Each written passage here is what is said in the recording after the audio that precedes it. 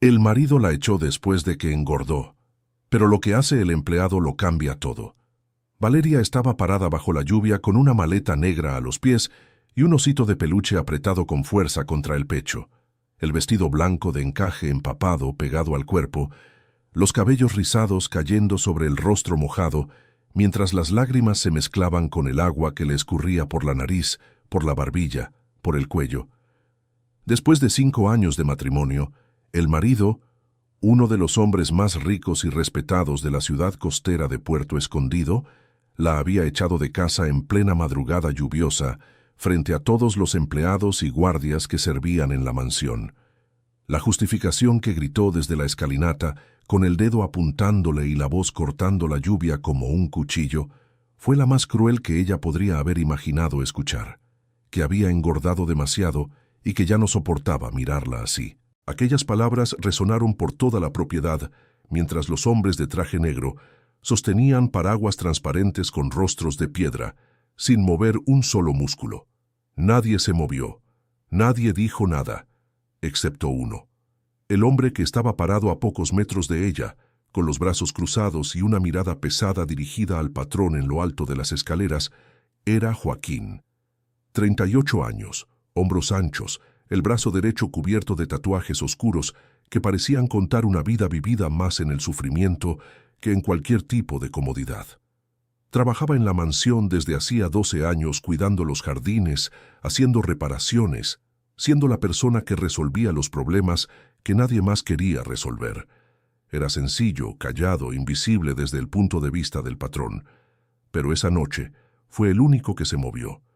Joaquín bajó las escaleras despacio, abrió el paraguas que sostenía en la mano y lo colocó sobre la cabeza de Valeria sin decir una palabra. Fue un gesto tan pequeño que casi pasó desapercibido en medio del caos, pero ella lo sintió, y ese mínimo gesto de humanidad fue lo que impidió que se derrumbara por completo allí mismo, en el piso mojado de la entrada de esa casa que durante 5 años llamó hogar.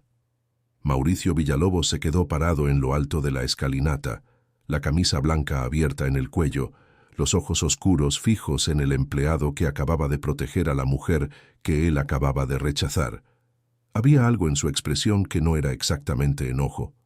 Era sorpresa, como si nunca hubiera imaginado que alguien dentro de esa casa fuera capaz de un gesto así.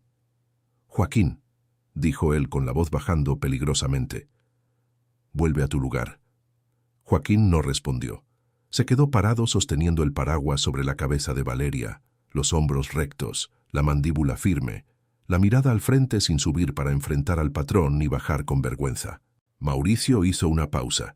Miró a los guardias a su alrededor como esperando que alguno tomara cartas en el asunto y luego dijo solamente: «Tiene 5 minutos para salir por el portón», y volvió a entrar en la mansión como si eso fuera el cierre de un negocio cualquiera. La puerta de madera maciza se cerró con un sonido pesado que resonó por la escalinata mojada. Valeria no podía hablar. Miró a Joaquín con los ojos rojos, la boca temblando, y él señaló con la cabeza hacia la salida sin prisa. Ella agarró el asa de la maleta negra con una mano, apretó el osito de peluche contra el pecho con la otra y caminó por el portón de hierro mientras la lluvia seguía cayendo sobre ambos. Afuera, la calle estaba desierta. Las casas grandes del fraccionamiento Las Palmas tenían ventanas cerradas y cortinas pesadas. Ninguna luz se encendió. Ningún vecino abrió la puerta. El mundo afuera de la mansión era tan frío como el de adentro, y tal vez por eso Mauricio había encontrado tan fácil mantenerla aislada allí durante tanto tiempo.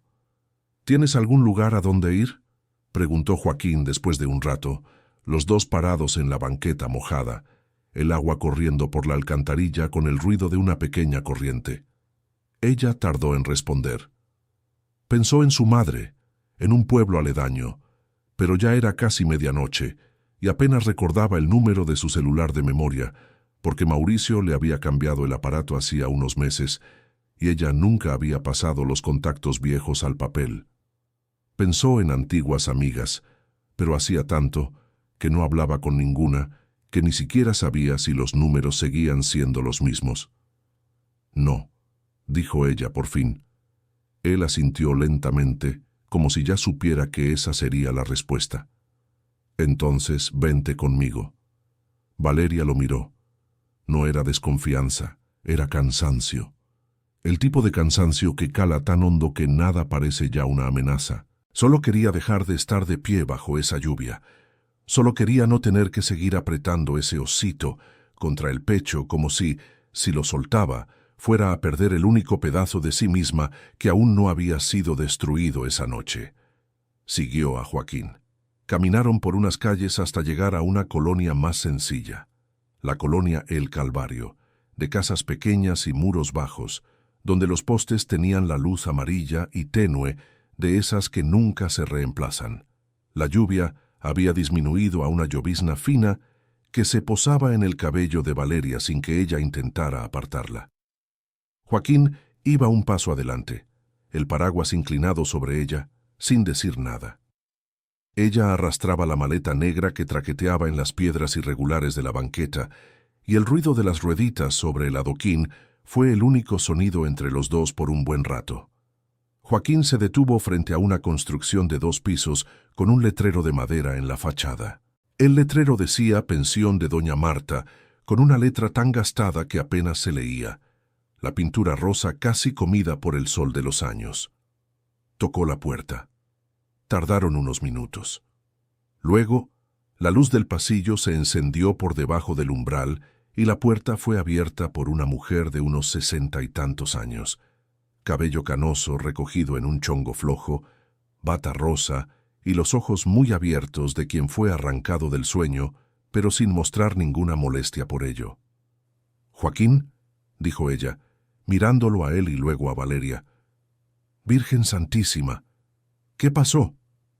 «Necesita un lugar donde quedarse, doña Marta», dijo él simplemente, como quien pide algo que sabe que se le concederá. La mujer no hizo más preguntas. Abrió la puerta por completo y dijo, «Pasa, pasa. Los dos. Estás empapada, mijita». Valeria entró. El interior de la pensión era sencillo, pero acogedor. Había un pasillo con cuadros de flores colgados con esmero en las paredes, una mesita de madera con un mantel de crochet y un florero de begonia artificial y un ligero olor a canela que venía de algún lugar al fondo de la casa, como si doña Marta hubiera dejado un té caliente a fuego lento antes de dormir. Había algo en esa casa que no había en la mansión, la sensación de que ese espacio había sido arreglado con cariño, de verdad, y no con dinero. Doña Marta llevó a Valeria a un cuarto al final del pasillo del primer piso, un espacio pequeño con una cama individual de colcha floreada, una ventana con persiana de madera pintada de blanco y una silla en la esquina con un cojín de tela estampada. «El baño está ahí», dijo doña Marta señalando la puerta de al lado. «Tiene agua caliente, toma un baño y luego duerme. Mañana platicamos». Valeria miró la cama, la silla, el osito que aún sostenía en sus brazos, sin haberse dado cuenta de que no lo había soltado desde que salió de la mansión. Colocó el peluche con cuidado en la silla, como si fuera un niño pequeño al que estaban acostando a dormir, y fue al baño. Mientras el agua caliente caía sobre ella, fue entonces cuando lloró de verdad. No el llanto contenido de quien está siendo observado, no el llanto de rabia de quien está en medio de una discusión con alguien que va a responder. Era el otro tipo, el que llega cuando la persona por fin cierra la puerta, se queda sola de verdad y ya no tiene que aguantar nada por nadie. Ese tipo de llanto, que viene desde lo profundo del estómago y sube despacio, que hace que la respiración se trabe en sollozos, que duele de una manera que no tiene un nombre preciso, pero que cualquier persona que haya pasado por una pérdida grande conoce muy bien. Ella lloró hasta que no le quedaron fuerzas para seguir llorando, y después se quedó quieta bajo el agua por un rato, con las manos apoyadas en la pared de azulejo frío, respirando, solo respirando, dejando que el agua caliente cayera. Cuando salió, había una muda de ropa doblada en la silla junto al osito que doña Marta había dejado sin hacer ruido. Un pantalón de sudadera gris, un poco holgado y una blusa sencilla de algodón color crema. Valeria se vistió despacio, con los movimientos lentos de quien se esfuerza por cada acción, se acostó en la cama y cerró los ojos. No se durmió de inmediato. Se quedó mirando el techo en la oscuridad, escuchando la llovizna golpear suavemente la ventana afuera, el ruido del agua corriendo por la bajante de lluvia cercana, y trató de entender cómo había llegado a ese punto. Trató de encontrar el momento exacto en que todo había empezado a desmoronarse. Pero el problema con este tipo de cosas es que no hay un solo momento. Es una serie de momentos que se van sumando tan despacio que uno no se da cuenta de cuánto ha caído hasta que ya está muy abajo. 5 años. 5 años de matrimonio con Mauricio Villalobos. Al principio, él había sido diferente, o ella había creído que sí, que era lo que más dolía ahora, cuando miraba atrás con los ojos de lo que sabía.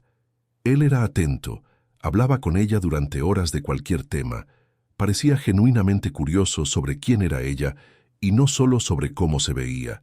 Eran conversaciones que ella había guardado como pruebas de que había algo verdadero allí. Ahora pensaba en esas conversaciones de otra manera. Se conocieron en una fiesta de un amigo en común cuando ella tenía 27 años y él 34. Ella trabajaba como asistente en una pequeña agencia de comunicación y tenía una vida que era toda suya. Un departamento rentado en una colonia de clase media, una gata llamada Pelusa que dormía a los pies de la cama, un grupo de amigas que se reunían todos los viernes en un bar cercano para cenar y hablar más que comer. Cuando empezó a salir con Mauricio, ese mundo fue siendo reemplazado lentamente por otro. Él era seductor en el sentido más sutil. No imponía, proponía. No prohibía. Sugería alternativas mejores. ¿Qué tal si dejas ese departamento y vienes a vivir aquí conmigo? Es más seguro, más cómodo. Te va a encantar el fraccionamiento. Sé que te gustan tus amigas, pero ese bar al que van no es lo ideal. Y mañana ya aparté una cena en un lugar bonito para nosotros dos. La gata es adorable, pero tengo alergia, ¿sabes? ¿No sería mejor que se quedara en casa de tu madre por ahora? Cada propuesta se presentaba como un regalo, y ella había aceptado cada una como tal. La gata se fue a casa de su madre. El departamento se entregó. Las amigas fueron perdiendo el contacto. Ella se fue a vivir a la mansión, y cuando se casaron, 1 año y medio después de conocerse, ya estaba completamente dentro del mundo de él, y no se había dado cuenta de cuánto de su propio mundo había dejado atrás. El primer año de matrimonio fue bueno de la manera en que las cosas parecen buenas cuando estás en el ojo de una tormenta y aún no sabes que el viento va a cambiar. Él era generoso con los regalos, la llevaba a restaurantes caros, la presentaba con sus amigos como mi esposa hermosa. Pero había comentarios, pequeños, casi invisibles en medio de tanta aparente generosidad. ¿No crees que ese vestido está un poco ajustado? ¿De veras comiste tanto? Creo que estabas mejor cuando estabas más delgada, ¿sabes? No estoy criticando, solo comento. Ella respondía con una sonrisa incómoda y no decía nada. Cada comentario, sin embargo, se quedaba, con la precisión con que este tipo de cosas se queda, grabado en algún lugar al que la persona no accede conscientemente, pero que va moldeando la forma en que se ve a sí misma. En el 3er año, ella quedó embarazada. Valeria cerró los ojos en la cama de la pensión y respiró hondo. Esta parte no le gustaba dejar que la memoria la tocara.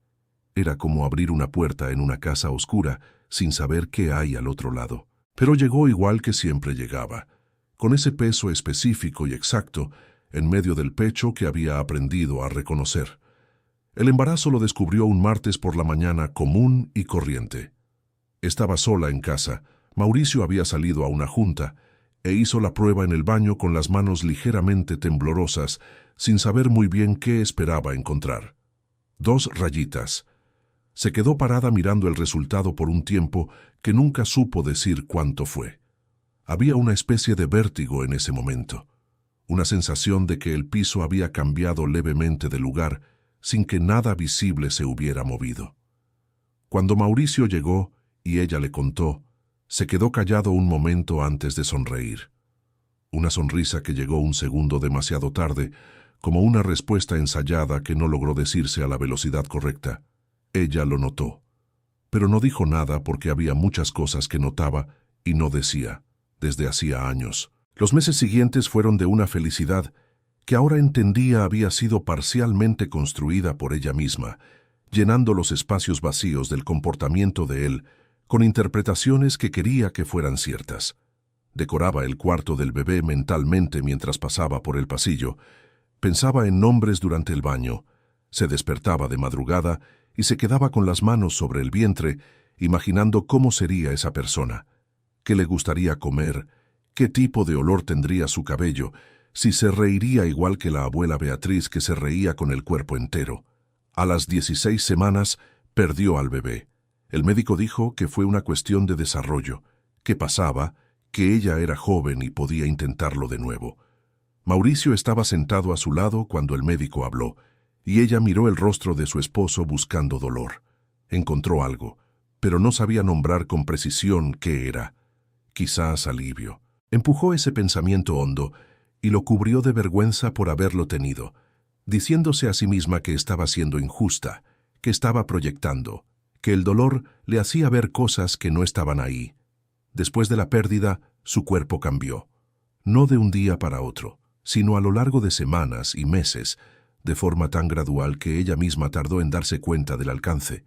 Subía de peso sin entender por qué, incluso controlando lo que comía. Sentía un cansancio pesado que no se iba con el sueño, como si el descanso dejara de hacer efecto. El cabello chino que siempre había tenido se le caía más de lo debido, dejando el cepillo lleno todas las mañanas. Tenía frío en ambientes que todos consideraban normales. Se volvía lenta en momentos en que antes era ágil. Habló con Mauricio, le pidió que la llevara al médico, él le agendó una cita con un especialista privado, la llevó, esperó afuera durante la consulta porque dijo que tenía una llamada urgente de negocios que hacer. El médico le pidió exámenes. Cuando los resultados llegaron unas semanas después en un sobre con el nombre del consultorio, Mauricio fue a recogerlos porque ella estaba en casa descansando y él dijo que pasaría por allí de todas formas. Regresó con el sobre.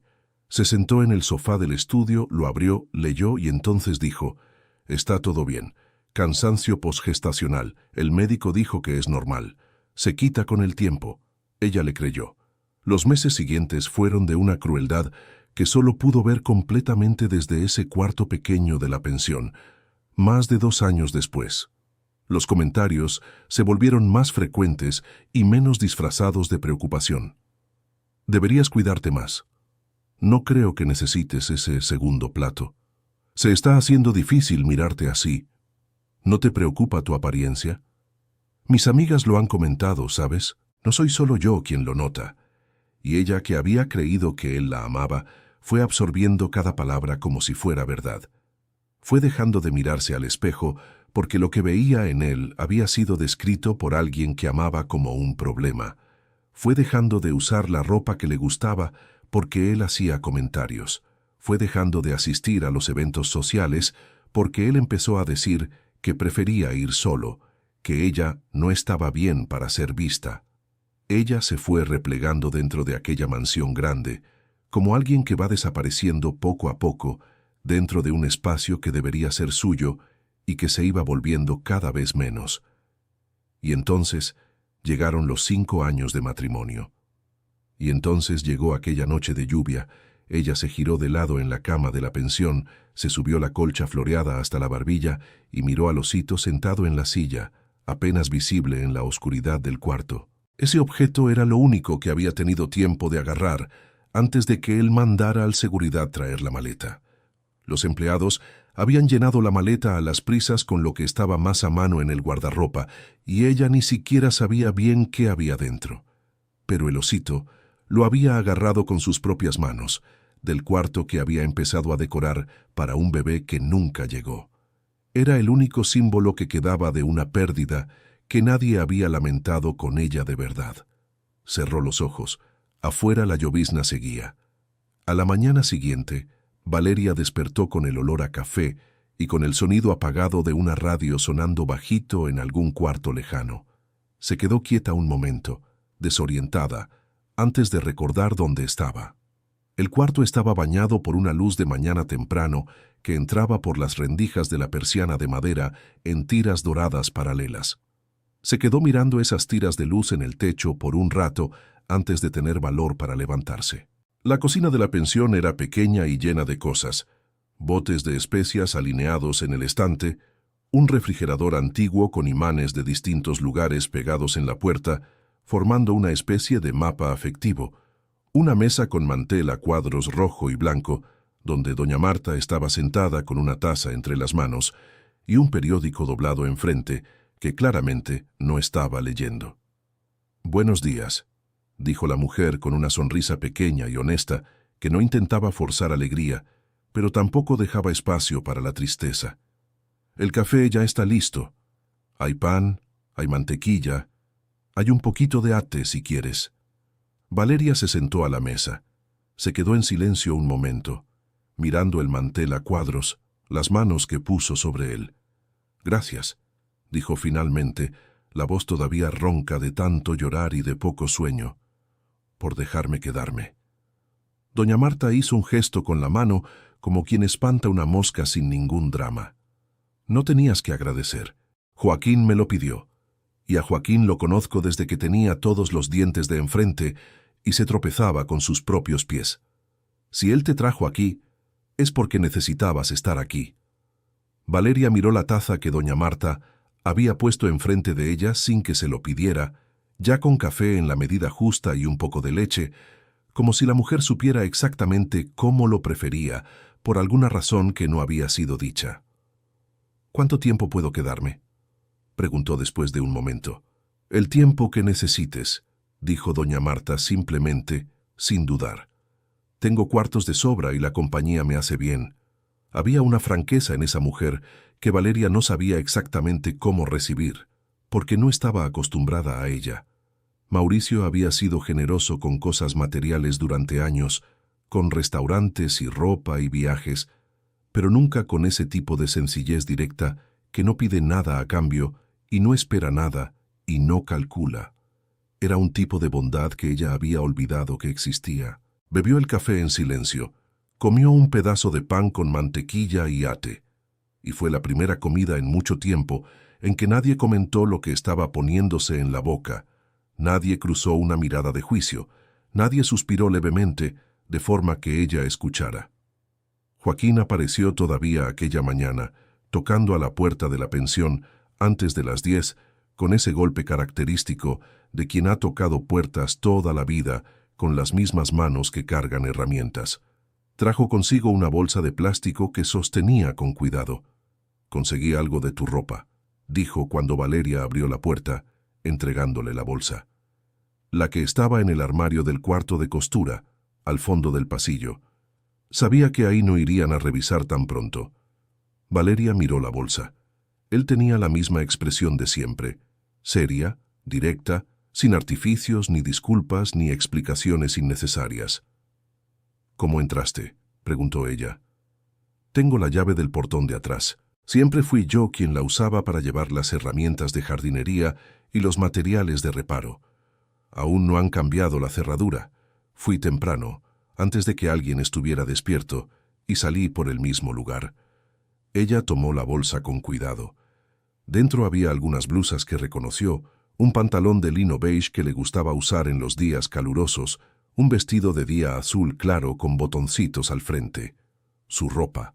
Cosas que ella había elegido en algún momento en que aún elegía cosas por sí misma. Y al fondo de la bolsa, debajo de todo, había un sobre pequeño doblado por la mitad. «¿Qué es eso?», preguntó ella tomando el sobre. Joaquín metió las manos en los bolsillos del pantalón de trabajo. «Tus documentos». Estaban en un cajón del escritorio del segundo piso. El cajón tenía llave, pero yo había arreglado la cerradura unos 3 años atrás y me quedé con una copia por error. Nunca la devolví porque nadie la pidió. Valeria abrió el sobre, su acta de nacimiento. La credencial de identidad con la foto de 6 años atrás, en la que ella tenía el cabello más corto. El CURP. El comprobante de estudios que había usado cuando se inscribió en un curso antes de casarse. Cosas que ella le había pedido a Mauricio varias veces durante los últimos meses, y que él siempre decía que estaban guardadas en un lugar seguro, en un cajón del escritorio, sin nunca mostrárselas, sin nunca buscarlas cuando ella lo pedía. Ella se quedó mirando los documentos por un momento. Luego miró a Joaquín. ¿Sabías que él las estaba guardando? Lo sospeché, dijo él, mirando hacia un lado por un instante antes de volver la mirada hacia ella. Cuando preguntaste por ellos la semana pasada delante de mí, en el pasillo, y él dijo que no sabía dónde estaban, la respuesta no coincidió con lo que yo había visto. Fui a verificar antes de que ocurriera algo. Había algo en la forma en que él dijo aquello que ella no logró interpretar completamente en ese momento. No era solo la lealtad de un empleado cumpliendo una función, era otra cosa para la que ella aún no tenía palabras para nombrar. «Gracias, Joaquín», dijo ella. Él asintió, dio la vuelta para irse y entonces se detuvo. «Una cosa», dijo sin girarse completamente, los ojos en la calle. «¿Vas al médico?» «¿Por qué?» «Porque necesitabas haber ido hace mucho tiempo. Y creo que sabes eso». Se fue antes de que ella pudiera responder, y la calle se tragó su figura con la naturalidad de siempre. Querido oyente, si te está gustando la historia, aprovecha para dejar tu like y, sobre todo, suscríbete al canal. Eso ayuda mucho a los que estamos empezando. Ahora continuando. Valeria se quedó en la puerta con el sobre en la mano, mirando la calle mientras él desaparecía por la esquina. Doña Marta apareció detrás de ella sin hacer ruido, como quien pasaba por allí de casualidad. «Siempre ha sido así», dijo la señora en voz baja, mirando también hacia la esquina. «Habla poco, pero cuando habla es seguro». Ese mismo día, al inicio de la tarde, doña Marta la acompañó a un centro de salud a unas calles de distancia. El lugar era sencillo, lleno de sillas de plástico naranja y luz de neón en el techo, con una televisión en la esquina que pasaba un programa de cocina sin volumen. Había algunas personas esperando. Valeria se sentó y esperó también, con las manos sobre las rodillas, mirando el piso de linóleo. El médico que la atendió era un hombre de unos 50 años con lentes redondos de aros oscuros y una forma pausada de hablar que no era falta de interés, era lo contrario. Era la calma de quien escucha de verdad antes de responder. Ella describió los síntomas: el cansancio que no pasaba, el aumento de peso sin explicación, la caída del cabello, la sensación de frío constante incluso en verano, el estado de ánimo alterado, la lentitud. El médico escuchó todo sin interrumpir, hizo algunas anotaciones y pidió estudios con una expresión que no era de alarma exagerada, pero que ella sintió que llevaba una hipótesis específica ya formada. «¿Cuándo fue tu última consulta?», preguntó él.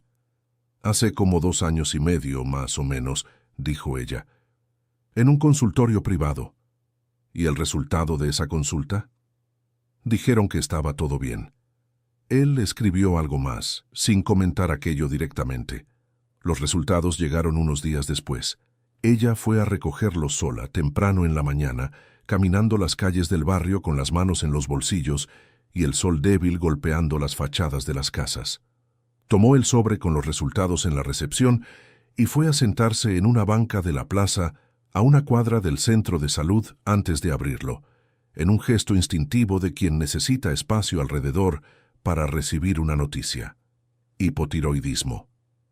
Ella se quedó mirando la palabra por un rato. El médico le había explicado qué era antes incluso de los estudios, de forma clara. Una condición en la que la glándula tiroides funciona por debajo del nivel normal, causando una serie de síntomas que incluían exactamente todo lo que ella había descrito. Era tratable con medicación oral simple. Con el tratamiento, los síntomas retrocedían progresivamente. El cuerpo volvía a funcionar como debía, pero había una parte del resultado que llamaba la atención de manera específica. La condición estaba claramente instalada desde hacía más de 2 años, sin ningún tipo de tratamiento. Valeria se quedó quieta en la banca con el papel en las manos y sintió algo que tardó un momento en identificar. No era solo tristeza, era la confirmación de un pensamiento que ella había empujado lejos muchas veces por no querer que fuera verdadero. Mauricio la había llevado al médico privado 2 años y medio atrás. El médico había hecho estudios. Los resultados habían vuelto a la casa en el sobre con el nombre del consultorio. Mauricio había recogido ese sobre y luego le dijo a ella que estaba todo bien. Él lo sabía. Ella se quedó sentada en la banca por un largo tiempo después de que esa certeza se asentó definitivamente dentro de ella. No lloró. Estaba más allá del llanto en ese momento. Había un tipo de dolor que va demasiado profundo para que las lágrimas logren expresarlo, y ella sintió exactamente eso. Un dolor frío y preciso, como algo siendo cortado lentamente en un lugar que no sabías que existía antes de ser cortado. Él había sabido del diagnóstico y había elegido no tratarlo. Había elegido, en cambio, culparla por el peso que su propio cuerpo estaba generando por falta de tratamiento. Había pasado 2 años haciéndole creer que era descuido, falta de esfuerzo, falta de voluntad, falta de amor propio. Había construido sobre el sufrimiento físico de ella una narrativa de fracaso moral, y ella lo había creído. Ella dobló el resultado, lo puso en el bolsillo del abrigo que doña Marta le había prestado, se levantó de la banca y se fue a caminar. No regresó directo a la pensión. Caminó por un buen rato por las calles del barrio, sin rumbo, solo andando porque necesitaba que el cuerpo se moviera, mientras la cabeza intentaba procesar el tamaño de lo que había descubierto. Pasó por una panadería con el olor a pan saliendo por la puerta abierta, por un puesto de periódicos con las portadas coloridas, por una señora mayor que barría la banqueta frente a su casa y la saludó con un gesto amable. Ella devolvió el saludo sin detenerse. Había algo en aquel gesto sencillo, esa mujer desconocida saludándola como si fuera lo más natural, que hizo que la garganta de Valeria se apretara de una forma diferente a como se había apretado en las últimas semanas. Era el descubrimiento, pequeño pero real, de que el mundo fuera de la mansión aún contenía personas que la trataban como alguien que existía. Cuando regresó a la pensión, Joaquín estaba sentado en el banco de madera del porche delantero, las manos juntas entre las rodillas, esperando. No dijo nada cuando ella llegó, solo la miró con esa atención directa que no era invasiva ni intrusiva, solo estaba presente. Ella sacó el papel del bolsillo y se lo entregó sin decir nada. Él lo abrió, lo leyó, tomó un momento, lo dobló con cuidado y lo devolvió. Él sabía, dijo ella. No era una pregunta. Era una afirmación dicha en voz alta por primera vez. Puede ser, dijo Joaquín con cuidado. Pero ahora tú también sabes. Y ahora tienes los documentos. Y ahora tienes médico. Y tienes por dónde empezar. Ella se sentó en el banco junto a él, mirando la calle sin enfocarse en nada en particular. ¿Por qué me ayudaste?, preguntó ella después de un rato. Aquella noche, bajo la lluvia, pudiste haberte quedado quieto como todos los demás. Joaquín se quedó en silencio por un momento. Ella sintió que no era el silencio de quien no sabe responder, sino el de quien está eligiendo cómo decirlo. Porque era lo correcto, dijo él finalmente. No es suficiente como respuesta. Él se giró ligeramente hacia ella y ella vio en su rostro una expresión más abierta de lo habitual. Tengo una hija. Tiene 17 años. Vive con su madre en un pueblo aledaño. No tenemos una relación fácil por las decisiones que tomé cuando ella era pequeña. Cuando te vi ahí bajo la lluvia, vi a alguien que necesitaba que al menos una persona hiciera lo correcto. Y yo era la única persona dispuesta a hacerlo. No necesitaba otra razón más que esa.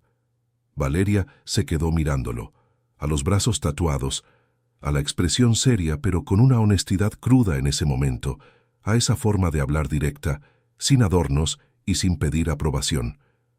¿Cómo se llama tu hija? Jimena.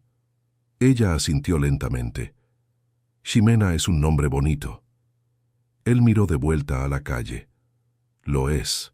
En los días siguientes, Valeria comenzó el tratamiento recetado por el médico. Una pastilla simple tomada en ayunas, cada día antes de cualquier otra cosa. El médico había explicado que los efectos no serían inmediatos ni dramáticos, que el cuerpo necesitaba algunas semanas para empezar a responder, y que el cambio sería gradual.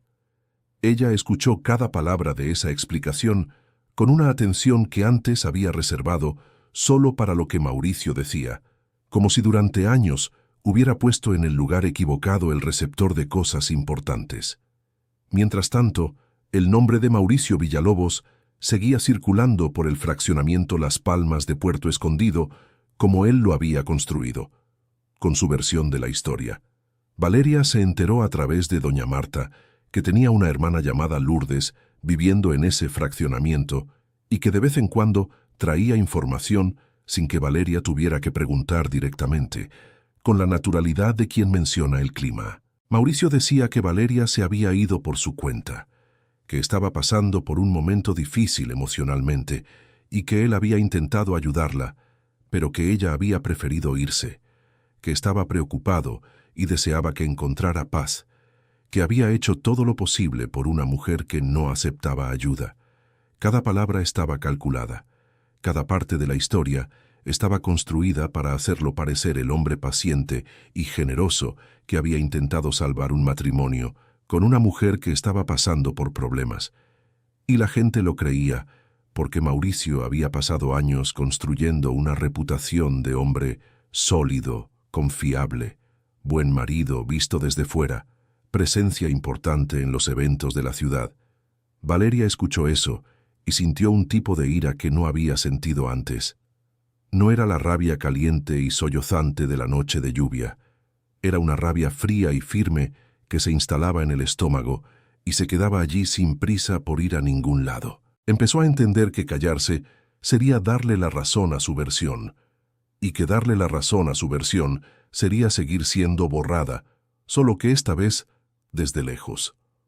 Fue doña Marta quien trajo la idea, una tarde de miércoles mientras las dos tomaban té en la cocina y el sol de la tarde entraba por la ventana lateral en un ángulo bajo. «Mi hija es abogada», dijo la mujer sin preámbulos, colocando la taza en la mesa como quien pone una carta sobre un tablero. «Trabaja en un pueblo aledaño, no es un despacho grande, es ella con 2 socias más, pero es buena, muy buena, y no le tiene miedo a un caso difícil». Valeria la miró. «No tengo dinero para pagar una abogada». «No tienes dinero ahora», corrigió doña Marta con una calma que no era falta de sensibilidad, era convicción. «Pero estuviste casada 5 años con uno de los hombres más ricos de este pueblo. Y si lo que me contaste durante esta semana es verdad, hay más cosas debajo de lo que se ve en la superficie». Valeria se quedó en silencio, mirando la taza de té. «Ella va a querer escucharte», continuó doña Marta, «sin ningún compromiso al principio, solo para oír lo que tienes que decir. Deja que ella decida si hay algo que hacer. No pierdes nada con una conversación». Al final de esa semana, Valeria fue una tarde soleada hasta el pueblo aledaño en un autobús de línea que doña Marta le había indicado, con la parada y el tiempo de trayecto anotados en un papel. Se sentó junto a la ventana y se quedó mirando el paisaje durante el trayecto, la carretera costera con los cocoteros espaciados y el reflejo del sol en el mar al fondo, e intentó organizar mentalmente lo que había vivido, qué pruebas existían, qué sabía con certeza y qué era sospecha. La oficina de la abogada estaba en una calle comercial sencilla, en un local del segundo piso de un edificio pequeño de fachada beige. El letrero en la puerta decía solo «Morales sin asociadas», en letras simples. Valeria subió la escalera con las manos ligeramente frías. La abogada se llamaba Adriana Morales, poco más de 40 años, cabello lacio oscuro hasta el hombro, gafas delgadas de montura discreta y una expresión que transmitía exactamente el tipo de seriedad concentrada que Valeria necesitaba en ese momento. Sin juicio inmediato, sin condescendencia, sin prisa. Su oficina estaba ordenada pero trabajada, con carpetas en los estantes, cada una identificada con etiquetas escritas a mano. «Mi mamá me llamó la semana pasada», dijo Adriana después de estrechar la mano de Valeria y señalarle la silla frente al escritorio. «Me contó por lo que pasaste. Antes de cualquier cosa, quiero decirte que lo siento mucho». Valeria asintió con la cabeza. «Pero ahora cuéntame todo», dijo la abogada, tomando un bloc de notas. «Desde el principio, no te saltes nada, Incluso si parece pequeño o irrelevante, cuéntamelo. Valeria pasó más de una hora hablando. Habló sobre el matrimonio, sobre los comentarios progresivos, sobre el aislamiento gradual de las amigas y la familia, sobre el embarazo, sobre la pérdida del bebé, sobre el aumento de peso que vino después, sobre el diagnóstico que Mauricio había ocultado guardando el sobre y diciendo que todo estaba bien, sobre los 2 años de culpa que había cargado por su propio cuerpo que estaba enfermo sin tratamiento, sobre la noche de lluvia, sobre los documentos guardados en el cajón, sobre lo que Joaquín había hecho. Adriana escuchó todo sin interrumpir, anotando en silencio la expresión concentrada sin revelar lo que pensaba. Cuando Valeria terminó, se quedó un momento releyendo sus propias notas. «Hay algo que no me has dicho todavía», dijo Adriana despacio, sin levantar la vista del blog. «O algo que sabes pero no estás segura de si es importante», Valeria pensó. «La propiedad», dijo después de un momento. «La mansión, sus empresas. Cuando nos casamos, él tenía una empresa de comercio establecida, pero con el paso de los años en conversaciones que escuchaba de pasada, él mencionaba que había puesto cosas a nombre de un primo, que estaba reorganizando el patrimonio. Nunca entendí muy bien qué significaba eso. Cuando pregunté una vez, dijo que era un asunto de gestión y que no debía preocuparme por eso». Adriana levantó la cabeza del blog. «¿Recuerdas el nombre del primo?» «Esteban Villalobos. Aparecía en las cenas a veces, en Navidad, en algunas reuniones familiares. Nunca me cayó muy bien. Tenía una forma de mirarme que era como si supiera algo que yo no sabía. Siempre me hizo sentir incómoda, pero nunca pude poner en palabras por qué». La abogada anotó el nombre con cuidado. Golpeó el dedo una vez en la mesa por un segundo, como quien organiza una idea, y dijo: «Voy a necesitar tiempo para verificar algunas cosas a través de consultas públicas. No prometo nada todavía, y no quiero que te vayas con expectativas exageradas, pero lo que me contaste es suficiente para que empiece a investigar. Si lo que sospechas sobre el patrimonio es verdad, cambia bastante el panorama general». Valeria regresó a la pensión en camión con una sensación que no sabía nombrar con precisión. No era esperanza todavía, era algo más cauteloso y más contenido, como una llama muy pequeña que proteges con las 2 manos del viento antes de saber si va a sobrevivir hasta la próxima hora. Cuando llegó, encontró a Joaquín sentado con doña Marta en el porche, los dos tomando jugo de naranja y conversando en voz baja sobre algo que ella no escuchó. Se detuvieron cuando ella llegó, y ella los miró por un segundo antes de sentarse también. «¿Cómo te fue?», preguntó Joaquín. «Va a verificar algunas cosas», dijo Valeria. «Dijo que puede haber algo que hacer, que necesita tiempo». Doña Marta apretó la mano de ella sobre el brazo de la silla. «Es el principio», dijo la señora con esa voz que siempre tenía la cantidad exacta de firmeza. Joaquín no dijo nada. Solo asintió con una ligereza que ella notó que era más de lo habitual. Esa noche, mientras Valeria intentaba dormir, escuchó pasos en el pasillo y luego el sonido bajo de la televisión en la sala, la voz de una presentadora comentando alguna receta. Doña Marta a veces se despertaba de madrugada y se ponía a ver programas antiguos de cocina que grababa durante la semana y veía cuando no podía dormir. Valeria había descubierto. Había algo reconfortante en ese hábito pequeño y humano, en esa vida que seguía ocurriendo con normalidad a su alrededor, mientras la suya estaba suspendida y sin forma definida.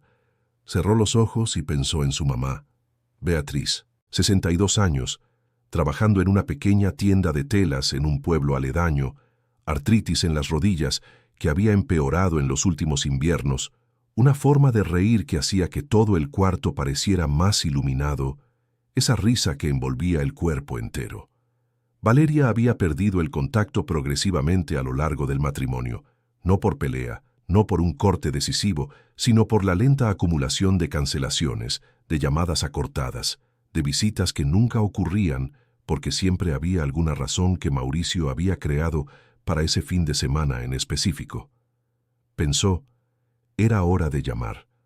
Se durmió antes de decidir, Pero a la mañana siguiente, cuando despertó con el olor a café y el sonido de la televisión encendida bajito en la sala, fue a la cocina, tomó el café que doña Marta había dejado listo en el termo, se sentó a la mesa y marcó el número de su mamá que sabía de memoria. Beatriz contestó al tercer timbrazo, con una voz que intentó disimular la sorpresa y no lo logró del todo. ¿Valeria? Hola, mamá. Hubo un silencio de unos segundos, del tipo que no es vacío, es lleno de cosas no dichas que se están organizando para ser dichas. Hija mía, dijo Beatriz con una voz que tenía todo lo que Valeria había extrañado los últimos meses. Sabía que ibas a llamar. Valeria cerró los ojos por un segundo. Mamá, necesito contarte algo. Cuenta. Ella contó. No todo de una vez, pero lo suficiente. Lo suficiente para que Beatriz entendiera la magnitud de lo que había sucedido. La madre escuchó sin interrumpir, y Valeria fue sintiendo a través de su silencio cada momento en que se contenía para no estorbar lo que aún faltaba por decir. Cuando Valeria terminó, Beatriz permaneció en silencio un instante antes de decir: yo lo vi. Con el tiempo veía que algo estaba diferente. Cuando hablábamos por teléfono siempre parecías bien en la superficie, pero había algo debajo que no lograba tocar. Y cuando intentaba preguntar algo más directo, la conversación siempre se desviaba. No quería entrometerme. Pudiste haber insistido, dijo Valeria sin acusación en la voz, solo constatación. Lo sé. La voz de Beatriz fue honesta con un tipo de dolor que una madre carga diferente a cualquier otra persona. También fui cobarde. Pensé que si me necesitabas me llamarías, y no lo hiciste porque también tenías miedo de algo que no sé nombrar. Había una honestidad en esa conversación que ninguna de las dos había tenido antes, limpia de rencor directo, pero llena de un cuidado que necesitaba ser reordenado. ¿Puedo ir a verte?, preguntó Beatriz. Sí, dijo Valeria. Por favor. A la semana siguiente, mientras Valeria se preparaba para ir a la oficina de Adriana con el nuevo material que había reunido, Beatriz llegó a la pensión en autobús. Era una mujer baja y menuda, el cabello canoso con algunos mechones aún oscuros que resistían, los ojos cafés iguales a los de su hija y un abrigo azul que Valeria le había visto usar durante años, viejo, pero bien cuidado. Cuando Beatriz la vio en la puerta de la pensión, se quedaron paradas un segundo mirándose una a la otra, con esa excitación de cuando hace demasiado tiempo que no ves a alguien que amas y no sabes dónde empieza el abrazo. Entonces se abrazaron. Doña Marta apareció en el pasillo, las vio abrazadas sin poder soltarse y regresó discretamente a la cocina sin decir nada, con la conciencia práctica de quien sabe cuándo la presencia estorba. Cuando fueron a la oficina de Adriana unos días después, las dos fueron juntas. Valeria había llamado antes a la abogada explicando que llevaría a su madre, y Adriana había dicho que sí, sin problema. La sala recibió a las 3. Beatriz se sentó al lado de su hija y quedó con las manos sobre el regazo con esa postura de quien está presente, pero no intervendrá a menos que la llamen. Valeria puso sobre la mesa el cuadernito azul de cubierta gastada. Porque en los días anteriores, Joaquín había aparecido en la pensión con una expresión diferente a la habitual, más pesada, y había pedido hablar con ella a solas. Fueron al patio. Él sacó el cuadernito del bolsillo de su pantalón de trabajo y lo puso sobre la mesa entre los dos. En los últimos meses, dijo despacio, sin prisa, como alguien que sopesó cada palabra antes de llegar ahí, empecé a anotar cosas que escuchaba dentro de la casa. Comentarios de Mauricio cuando recibía amigos del trabajo, conversaciones que tenía con su socio durante las cenas en la sala, cosas que llegaban hasta mí mientras trabajaba en el jardín o hacía reparaciones en el pasillo.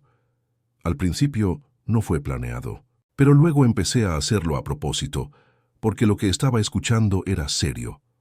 Valeria miró el cuadernito sin tocarlo. ¿Qué escuchaste? Una noche, unas 3 semanas antes de que te echaran, Mauricio estaba cenando con un hombre que no conocía. Hablaban de dinero, de patrimonio, de bienes que estaban siendo transferidos al nombre del primo Esteban. Mauricio dijo que estaba previniéndose antes de tomar la decisión. Usó exactamente esas palabras. Y luego dijo que llevaba mucho tiempo planeando esto y que solo esperaba el momento adecuado. El silencio entre los dos en el patio fue lo suficientemente pesado como para tener peso físico. Él estaba planeando echarte antes de que ocurriera cualquier cosa, dijo Joaquín mirándola directamente. Su peso fue solo la excusa que él eligió usar cuando decidió que era hora, pero la decisión ya estaba tomada antes. Valeria tomó el cuadernito y lo abrió. La letra de Joaquín era pequeña e inclinada hacia la derecha, firme, con fechas escritas con cuidado en la parte superior de cada página de anotaciones. Hojeó despacio, pasando la vista por los fragmentos de frases, por los nombres, por las fechas que reconocía de momentos específicos. «¿Por qué no me contaste esto antes? Porque no sabía si era mi lugar», dijo él con una honestidad que dolió de una manera limpia. «Tuve miedo de haber entendido mal algo, de haberme metido donde no debía. Pero cuando regresaste de la primera reunión con la abogada, pensé, si ella está intentando hacer algo, necesita saber todo lo que yo sé». Cerró el cuadernito y se quedó mirando hacia la calle. «Esto puede cambiar todo el proceso», dijo ella finalmente. «Eso mismo pensé yo también. Joaquín, si Mauricio descubre que hiciste esto, te van a despedir». Él la miró con una calma que parecía genuina y que no era descuido. «Ya lo sé. Entonces estás dispuesto a...» «Ya lo decidí», dijo él simplemente. «Solo necesitaba decírtelo primero. Ahora en la oficina de Adriana, con Beatriz a su lado sosteniéndole la mano, Valeria vio a la abogada abrir el cuadernito y leer con esa concentración específica de quien está identificando el peso legal de cada frase. Adriana leyó durante un tiempo considerable.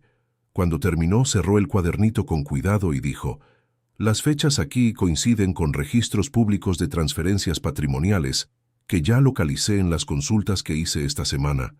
Habló despacio, pesando cada palabra. «Si confirmamos que estos movimientos se hicieron antes de la separación con la intención de blindar el patrimonio, esto caracteriza algo muy relevante para el proceso». «¿Qué cambia esto para mí?», preguntó Valeria. «Cambia que tienes base para impugnar la división de bienes que él esperaba que fuera solo la parte mínima que te correspondería, que el proceso va a ser más amplio de lo que él calculó, y que vas a necesitar asistir a las audiencias, enfrentar el proceso desde el inicio hasta el final, y que va a ser difícil y largo, y que habrá momentos muy duros». Adriana la miró directamente. «Pero, Valeria, lo que él hizo tiene sustento. No estás con las manos vacías». Beatriz, que había permanecido en silencio durante toda la reunión, apretó la mano de su hija con fuerza. Valeria respiró hondo. «Entonces, adelante», dijo ella. El proceso se inició la semana siguiente. La primera reacción de Mauricio al ser notificado fue intentar llamar al número de celular que Valeria había usado antes de cambiarlo, que ya no funcionaba. Luego envió comunicación a través de su abogado diciendo que estaba dispuesto a una conversación informal para resolver las cosas sin proceso. Adriana respondió que toda comunicación se haría a través de los canales formales establecidos. La segunda reacción fue más predecible. Mauricio convocó a los empleados de la mansión y esta vez fue más directo que la primera vez. Llamó a Joaquín por su nombre frente a todos. Dijo que se había enterado de que él había traicionado la confianza de la casa y que estaba despedido con efecto inmediato, sin previo aviso, sin ninguna ceremonia. Joaquín salió de la mansión ese mismo día cargando sus herramientas en una caja de cartón. No devolvió el juego de llaves de repuesto que tenía consigo, no porque lo olvidó, porque Adriana le había pedido que no devolviera nada todavía, hasta que consultaran qué podía o no mantenerse como parte del proceso. Cuando llegó a la pensión con la caja, doña Marta abrió la puerta y lo miró por un segundo con una expresión que lo tenía todo y no tenía nada. «¿Sabías que iba a pasar?», dijo ella. «Lo sabía», dijo él. «Entra. También hay cuarto libre aquí». Valeria estaba en la azotea cuando él llegó. Miró la caja, lo miró a él y no dijo nada por un momento. «¿Estás bien?», preguntó ella. «Estoy», dijo él. Y parecía verdad en la superficie. Pero había una capa debajo de eso que no dijo en ese momento. 12 años en esa casa. 12 años de despertar temprano y llegar antes que cualquier otro empleado, de cuidar cada planta del jardín con el nombre aprendido de memoria, de reparar cada portón oxidado, de conocer cada pasillo y cada cuarto y cada cajón y cada secreto que guardaban esas paredes. Salir con una caja de cartón y ninguna palabra de despedida de nadie, ningún reconocimiento, como si 12 años de presencia diaria pudieran borrarse con una frase. Eso tenía un peso que no cabía en una respuesta corta. Esa noche, después de que Valeria se fue a dormir, Joaquín se quedó sentado en la terraza de la pensión por un tiempo más largo de lo habitual. Doña Marta trajo 2 vasos de limonada sin que se lo pidieran. Se sentó a su lado en la otra silla y se quedó callada también, mirando la calle. «¿Cómo estás de verdad?», le preguntó ella después de un rato. Él se quedó un momento sin responder. «Aquella casa era todo lo que tenía de estable», dijo finalmente, «aunque fuera un lugar donde nunca me sentí del todo cómodo siendo quien soy, pero era predecible. Tenía rutina, y la rutina, cuando no tienes mucho alrededor, es casi lo mismo que seguridad». «¿Y ahora?», él miró el vaso de limonada, las gotas de condensación resbalando por el vidrio. «Ahora voy a tener que construir otra cosa». Doña Marta le dio un ligero golpe en la rodilla con la mano, el gesto de alguien que conoce a una persona desde hace mucho tiempo y no necesita muchas palabras. «Sabes hacer eso mejor de lo que crees», dijo ella.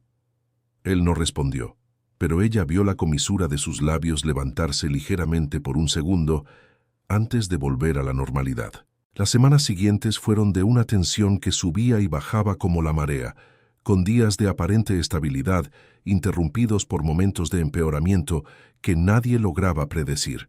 Valeria tuvo que comparecer a la primera audiencia un día por la mañana de cielo nublado. Llegó con Adriana y con Beatriz, que había decidido quedarse unas semanas más. Del lado opuesto de la mesa larga de la sala de audiencias, Mauricio entró con 2 abogados y con la expresión que ella conocía bien, esa mezcla calculada de frialdad y desprecio que usaba para menospreciar a las personas antes siquiera de abrir la boca. Pero cuando la vio entrar, hubo un segundo de vacilación en su rostro que ella captó con claridad. Era pequeña, pero estaba allí, sorpresa de que ella hubiera llegado con la cabeza en alto, con ropa buena, el cabello rizado bien arreglado, los ojos en el lugar correcto.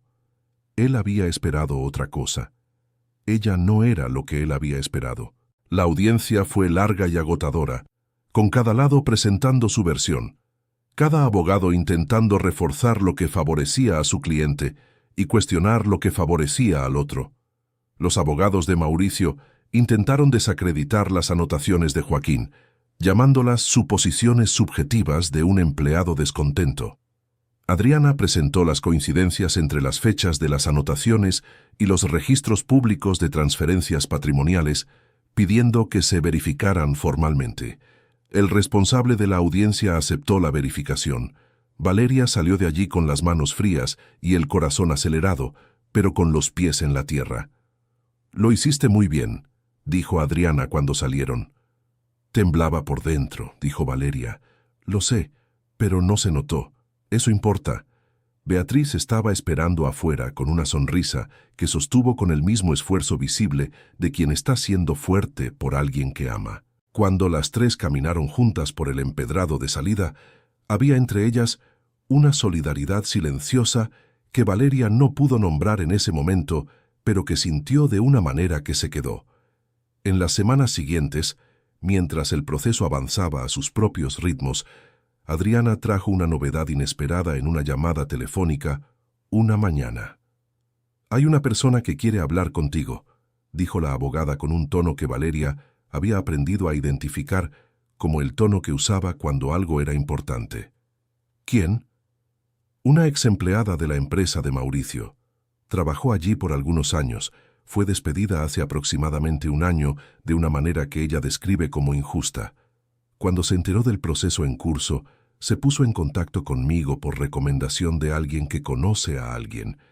Ella tiene documentos que guardó sin saber exactamente qué hacer con ellos». «¿Qué tipo de documentos?»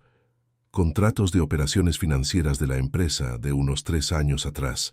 firmados con su nombre en el campo de avalista. El silencio que siguió duró más de lo que debía. «Yo nunca firmé nada», dijo Valeria finalmente, la voz más firme de lo que esperaba que saliera. «Lo sé», dijo Adriana. «Es exactamente por eso que es importante».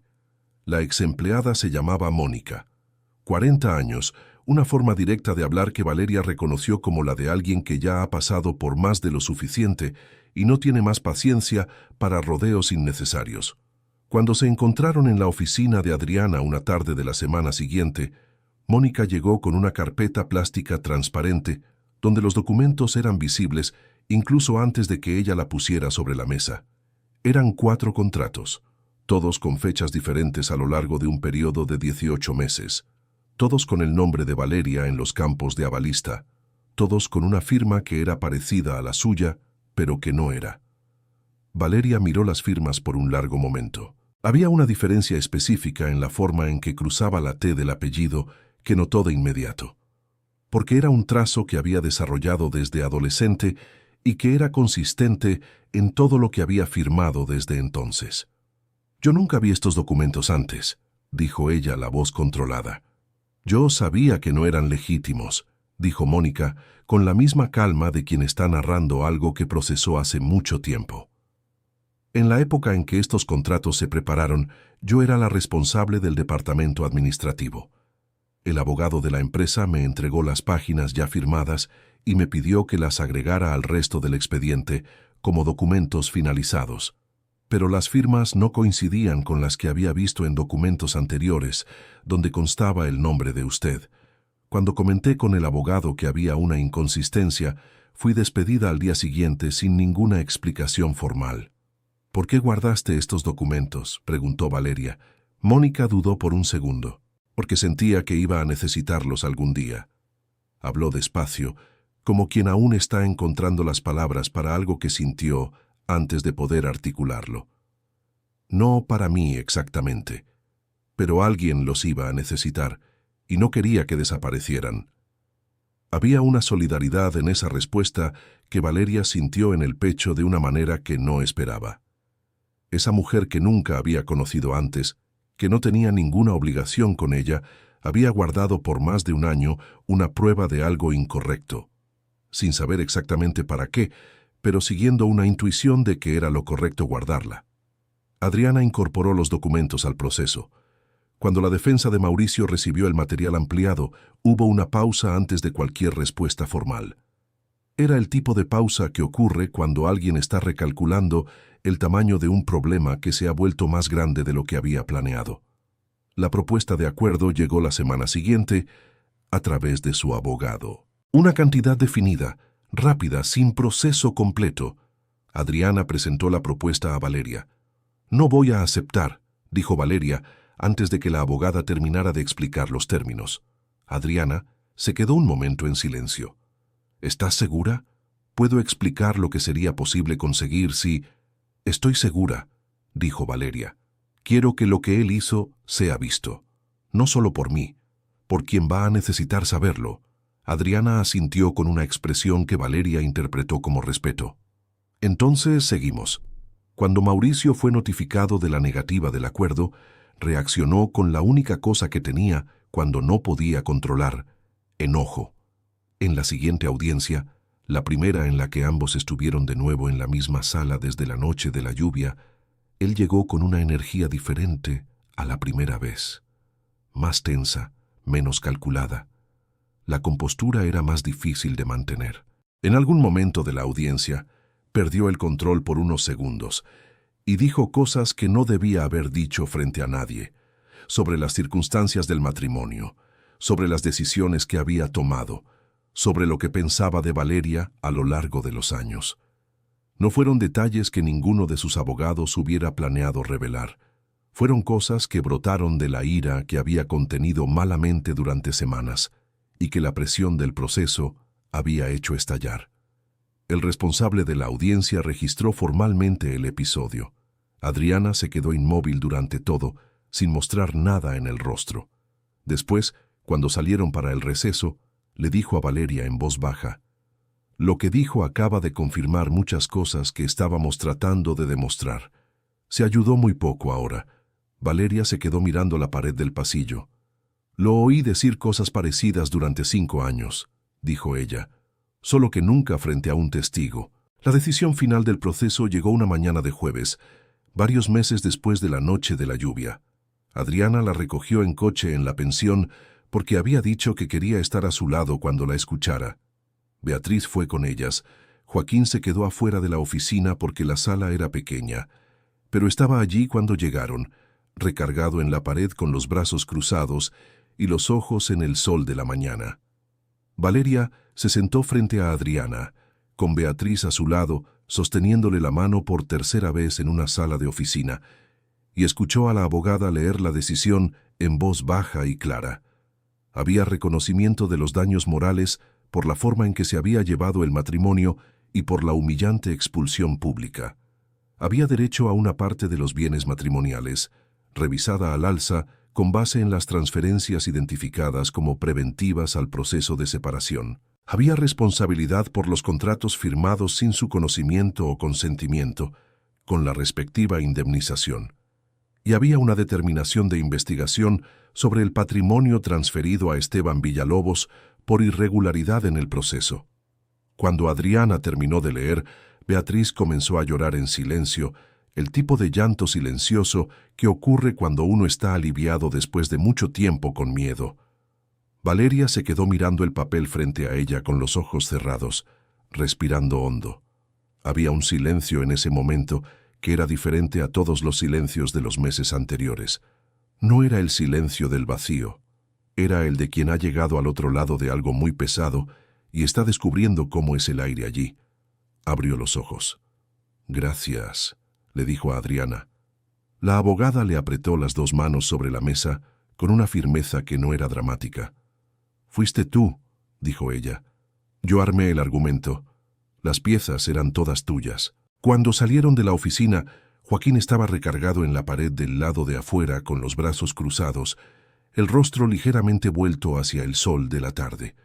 Cuando las vio, descruzó los brazos y se puso recto. Valeria fue hacia él y se detuvo a una distancia corta. «Salió bien», dijo ella. Él se quedó en silencio por un segundo. «Lo sé», dijo él. Ella lo miró con una curiosidad real. «¿Cómo lo sabes?» «Porque saliste con la cabeza en alto. Si no hubiera salido bien, no estarías con la cabeza en alto». Beatriz vino detrás y apretó el hombro de Joaquín con una mano, sin decir nada, con el gesto simple y completo de quien reconoce a alguien que estuvo al lado de una persona que ama cuando más lo necesitó. Los 4 caminaron hacia la pensión, doña Marta ya esperando en la puerta porque Adriana había llamado antes de salir de la oficina. La señora había preparado una comida que sintieron desde el final de la calle, el olor a frijoles y arroz y a algo horneándose que era inconfundible. Querido oyente, si estás disfrutando la historia, aprovecha para dejar tu like y sobre todo, suscríbete al canal, eso nos ayuda muchísimo a los que estamos empezando. Ahora continuando. Mientras almorzaban y la conversación se iba volviendo más ligera, la tensión de meses disolviéndose con la comida caliente y la compañía, había algo que Valeria aún no le había dicho a Joaquín, algo que había descubierto unos días antes y que había guardado dentro de ella como ese tipo de detalle que no sabes bien dónde colocar antes del momento adecuado. Era algo que Mónica había mencionado de pasada durante una de las últimas reuniones con Adriana, casi como un recuerdo adicional después de que el tema principal ya estaba cerrado. Mónica había dicho que aquella mañana en que fue despedida después de cuestionar las firmas, había otra persona que salió de la empresa ese mismo día. No despedida, que renunció. Una persona que había visto los mismos documentos en algún momento, que se había quedado en silencio durante la reunión, pero que fue al departamento de personal esa misma tarde y entregó su renuncia voluntariamente. Valeria había preguntado quién era. Mónica dijo que era un hombre del área de mantenimiento, que tenía tatuajes en el brazo, que lo recordaba porque había sido la única persona en esa empresa que había salido a tomar el mismo café que ella en el pasillo y le había preguntado cómo estaba en ese mismo día difícil, antes de que ninguno de los dos supiera que no volverían a ese lugar. Después del almuerzo, cuando Beatriz y doña Marta se fueron a la cocina con la excusa de ordenar los trastes y ellos dos se quedaron solos en la sala con los vasos de jugo del postre, Valeria miró a Joaquín. «Trabajaste en la empresa de Mauricio antes de trabajar en la mansión», dijo ella. No era una pregunta. Él se quedó callado por un segundo que pesaba. «Trabajé», dijo él. «Y viste los contratos, antes que Mónica». Otra pausa. «Los vi». «¿Y te fuiste?» «Me fui». «¿Por qué regresaste?» Él se quedó mirando el vaso por un momento antes de responder. «Necesitaba trabajo», dijo él. «Tenía cuentas que pagar. Tenía a Jimena todavía pequeñita necesitando. Regresé porque no tenía otra cosa en ese momento, y cuando apareció una vacante en los jardines de la mansión, pensé que estaba lo suficientemente lejos de lo que había visto». Hizo una pausa. «Y él no me reconoció. O no le importó lo suficiente para recordar a un hombre de mantenimiento que se había ido hacía meses. Me quedé 12 años ahí pensando que me iría cuando apareciera otra oportunidad, y lo fui posponiendo. Pero te quedaste guardando el cuadernito», dijo ella. «No desde el principio. Empecé cuando su comportamiento contigo fue empeorando, cuando veía lo que estaba pasando y nadie hacía nada, y pensaba en los documentos que había visto, y sabía de lo que ese hombre era capaz, y aún así me quedaba callado yendo a regar las plantas». Respiró. «Empecé a anotar porque era la única manera que conocía de hacer algo, sin saber aún qué iba a hacer». Valeria se quedó mirándolo por un largo momento. «Cargaste esa culpa por mucho tiempo», dijo ella. «La cargué. Por no haber dicho nada antes». «Sí». Ella se quedó en silencio por un segundo, mirando sus manos sobre la mesa. «Yo también me quedé mucho tiempo sin decir nada», dijo entonces, «sobre muchas cosas. Y uno piensa que se calla porque es más seguro, o porque no está seguro, o porque no quiere crear problemas. Pero en realidad uno se calla porque todavía no ha llegado al punto en que el dolor de callar es más grande que el dolor de hablar. Y cuando ese punto llega», hizo una pausa, «hablas». Él la miró con una expresión que ella vio cambiar ligeramente en su rostro, como cuando una tensión guardada por mucho tiempo encuentra espacio para irse. «Sí», dijo él en voz baja. Doña Marta apareció en la puerta de la sala con la excusa de traer los cafecitos y fingió no haber escuchado nada con un éxito muy limitado. Beatriz vino justo detrás con los platos y se sentó con esa expresión de madre que lo ha visto todo y no va a comentar delante de nadie. Valeria vio a su madre y no pudo evitar sonreír. Joaquín vio su sonrisa y miró hacia otro lado con la comisura de los labios levantándose. Doña Marta puso el café en la mesa y dijo: «Entonces hoy celebramos». Y así se quedaron, los cuatro, en esa sala sencilla con la tarde entrando por la ventana. En los meses siguientes, las cosas se fueron reacomodando con la lentitud real de las reconstrucciones verdaderas, que no tienen nada de dramático en el día a día, pero que cuando miras atrás después de un tiempo te das cuenta de cuánto ha cambiado. Con parte de lo que recibió en el juicio, Valeria alquiló un departamento pequeño en un barrio tranquilo cerca de la costa. Era sencillo, de 2 cuartos, con un balcón que daba a las copas de los árboles de la calle, donde los pájaros hacían ruido por la mañana. Armó los muebles con ayuda de Joaquín, quien apareció un sábado con las herramientas, y pasó toda la mañana arreglando los estantes que venían torcidos en el empaque. Colocó el osito de peluche en el estante de la sala frente a la ventana, donde el sol de la tarde pegaba con esa luz dorada del atardecer que ella había descubierto era la más bonita de aquel departamento. Volvió a estudiar. Había dejado un curso de diseño gráfico cuando se casó con Mauricio, quien le había dicho que era pérdida de tiempo y que ella no necesitaba trabajar. Se reinscribió en una escuela técnica y fue 2 veces por semana con una mochila en la espalda, sentándose entre jóvenes de 20 años, sin importarle la diferencia de edad, descubriendo que sabía más de lo que pensaba y que aprender de nuevo era una forma de reconocerse a sí misma. Beatriz Empezó a visitarla cada mes sin falta. A veces se quedaba todo un fin de semana, durmiendo en el sofá que Valeria había convertido en cama improvisada con cobijas extras, y las dos cocinaban juntas recetas antiguas de la familia que Valeria había dejado de hacer durante los años en la mansión, donde las comidas siempre las preparaba la cocinera y nunca tenían ese sabor de cosa hecha por mano familiar. Joaquín abrió formalmente su pequeño servicio de mantenimiento residencial con una tarjeta sencilla que doña Marta ayudó a repartir entre conocidas de la colonia. La clientela creció despacio, pero de forma consistente, un nombre recomendando al otro, la calidad del trabajo hablando antes que las palabras. Consiguió un cuarto rentado en una colonia cercana a la de Valeria, pero seguía comiendo en la pensión de doña Marta con frecuencia porque, como dijo una vez de manera muy práctica, la comida de ella era mejor que la suya, y eso era cuestión de honestidad. Un sábado por la mañana, Valeria abrió la puerta del departamento para ir a caminar por la playa y lo encontró parado en la banqueta con una bolsa de pan fresco que había comprado en la panadería de la esquina. «Traje pan», dijo él simplemente. «Lo vi», dijo ella. «¿Quieres subir?» «Quiero». Tomaron café en el balcón del departamento, con el sol de la mañana en las copas de los árboles y el ruido de la colonia despertando alrededor. No había nada grandioso en ese momento y ninguno de los dos necesitaba que lo hubiera. Después de un rato, Joaquín dijo: «Llamé a Jimena la semana pasada». Valeria levantó la vista del vaso. «¿Y?», contestó. Hubo una pausa que llevaba dentro más de lo que el silencio mostraba. Estuvimos casi una hora al teléfono. Tiene una voz diferente de la que yo recordaba, más grave, más adulta.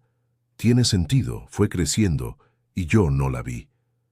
¿Cómo estuvo la conversación? Difícil al principio. Tiene resentimiento. Tiene razón para tenerlo.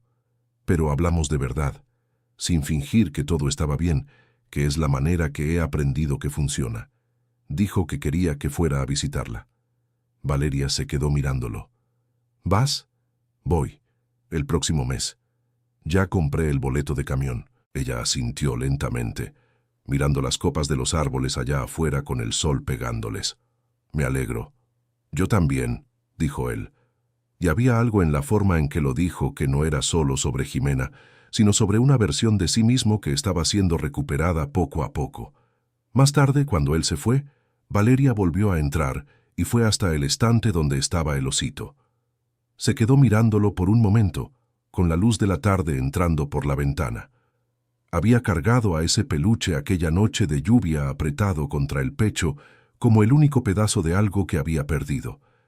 Y durante un buen tiempo había sido exactamente eso, el símbolo de un dolor sin fondo, de una pérdida que había desencadenado todo, de un período de vida que había sido robado de adentro hacia afuera por alguien que prometió amarla. Pero en ese momento, mirando al osito en el estante con el sol dorado, golpeando a través del vidrio de la ventana, ya no era solo eso. También era la prueba de que había salido de esa lluvia con algo aún intacto dentro de sí, de que había cargado lo que amaba incluso cuando estaba en el punto más bajo de su vida, de que eso, al final, había sido suficiente para continuar. Ya no era la misma mujer que se había quedado parada en aquella escalinata con la maleta negra a sus pies, el vestido blanco empapado, el cabello mojado, sin tener a dónde ir y sin saber qué había estado mal con su propio cuerpo durante tanto tiempo. Todavía tenía las marcas de aquello, probablemente siempre las tendría, pero era alguien que había aprendido a diferenciar quién estaba a su lado de quién solo ocupaba espacio a su alrededor. Había aprendido a escuchar su propio cuerpo sin vergüenza. Había aprendido que pedir ayuda no era debilidad, sino una forma de coraje. Había aprendido que guardar silencio cuando algo está mal tiene un precio, y que ese precio lo paga la propia persona y no el silencio. Y había aprendido que a veces lo más importante que ocurre en una noche de lluvia es un paraguas abierto por manos que no tenían ninguna obligación de moverse. Dio la espalda a la ventana, fue a la cocina y puso la tetera a hervir. La tarde era hermosa allá afuera. y ella tenía tiempo. Fin de la historia. Cuéntanos qué sentiste al ver la fuerza de esta mujer empezar de cero. Deja tu comentario, dale like y suscríbete al canal para no perderte las próximas historias que tocarán tu corazón.